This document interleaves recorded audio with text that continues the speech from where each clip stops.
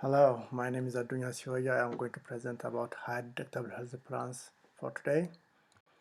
Our presentation includes our introduction, what is high deductible health plan, the advantage and disadvantage of this plan, impact on high deductible health plan on healthcare delivery system, organizational interest groups, policy making process, conclusion, and finally my references.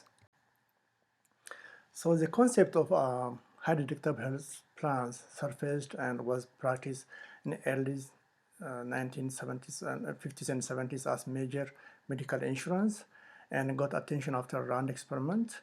What Rand experiment did was it provide different health plans with insurance and observe how people utilize healthcare services, and they reached to conclusions that the higher the cost sharing, the less medical care people used.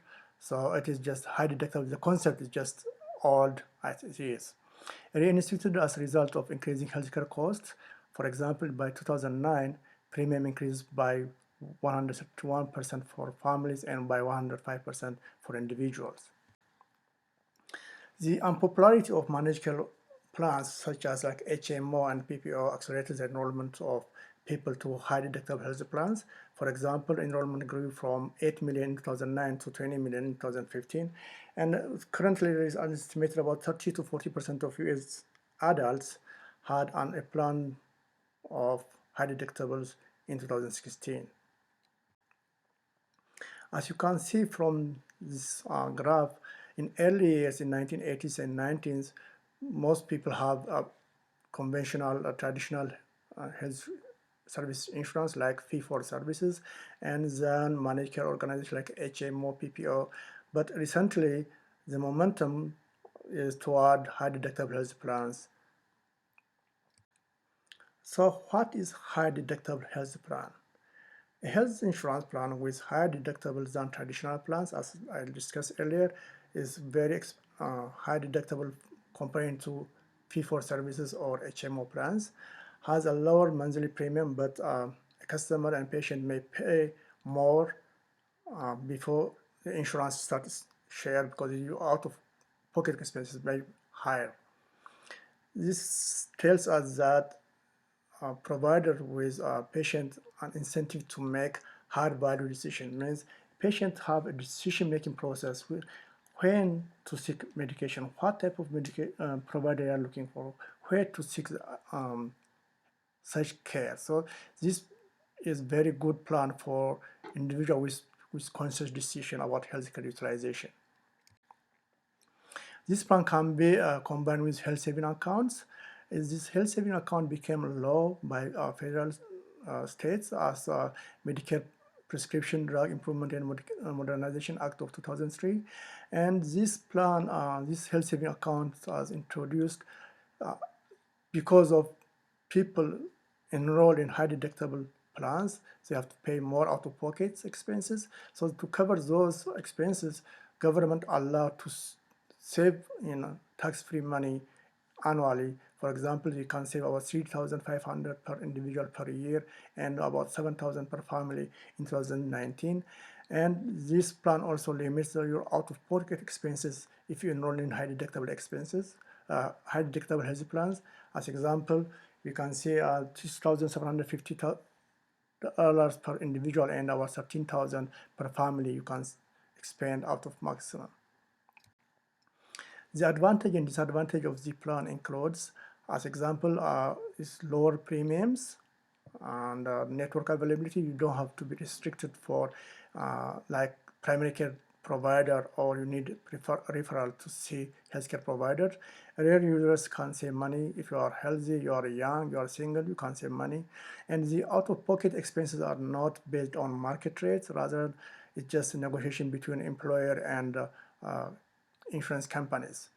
This health saving account can be used for future. There is no limitation expiration when to use, and it also has a disadvantage. Some of these advantages are higher deductibles. You have to pay higher deductibles until you reach your maximum. Patients with chronic illnesses face higher expenses because they are often go to medical care and they're gonna pay out of pocket expenses. Care avoidance is a possibility because fear of more expenses. Even if you have a health saving account, your participation is limited because unless you have high deductible health plans, you can't participate on these plans, and you can't really, you have discretion to use money, but it can be used for only for qualified medical expenses. So what is the impact of these high deductible health plans on healthcare delivery? On utilization and access size, younger, single male, and largest group of enrollees. This means these are predictable lower healthcare utilizers. And because of that, lower primary care visits and emergency visits are registered, and high specialty visits are recorded because these are high value decision makers. They can utilize in specialty visit rather than primary health care. A reduction in diagnostic tests are also researched and found that reduction in adherence to treatment is also one of the problems, and increase on use of generic and essential drug and non-preferable medication is higher than compared to brand and preferred medication because those type of medication are expensive to have. On other side, on spending side, because of we have limitation on utilization, physician and pharmaceutical costs are decreasing, and inpatient admission and associated expenditure are higher. However, overall, lower healthcare cost expenditure from reduction or enrollees use of healthcare system. Organization and interest group who support and oppose these plans. As example, employers and small businesses support the plan because it's reduced a premium for themselves because they are shifting costs by sharing with employees. And insurance companies like managed care organizations, others really have interest because traditional insurance plans have causing moral hazards, over-utilization of health services, so this plan may be control such behavior. Organizations that oppose this plan include organized labor, like they can oppose this plan because it reduces access to health care, and they are paying maximum out-of-pocket, which is very high amount. That means they get reduced wage.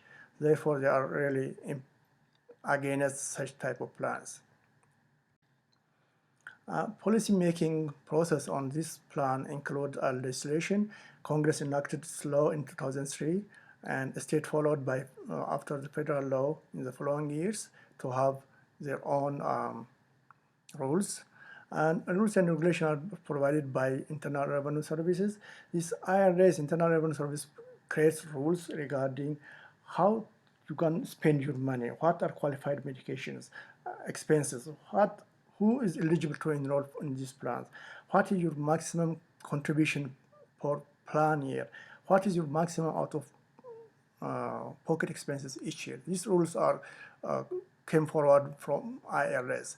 Agencies involved in controlling these plans include Internal Revenue Service and state insurance commissions.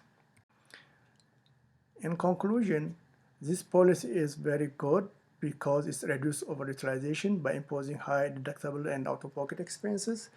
It's also a good policy because indirectly reduce healthcare expenditure. That means people really they don't go right and left to utilize healthcare services. People are very conscious and value driven, so they have to determine when to utilize healthcare. That means they reduce expenditure on overall healthcare cost. This plan is not helpful for chronically ill and elderly patients because chronically ill or elderly patients have so many comorbidity from different diseases. They have to go more often to doctors and healthcare providers. Therefore, they're going to incur more costs. Because of these issues, they are not utilizing healthcare. That means they are not helped by this plan. There is a negative effect of use of this plan because people with normally they don't go to preventive diagnostics procedure because of fear of expenses. When they go to visit healthcare provider, they are ordered treatment, they shy away because they fear if they have a diagnosis, they're gonna pay out of pocket. That means they are not really interested in going and paying for simple blood tests out of pocket maximums. That means people with preventive services are lacking behind.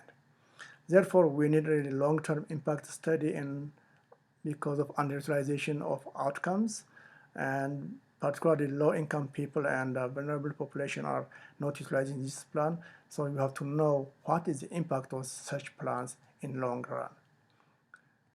These are my references, and thank you for listening.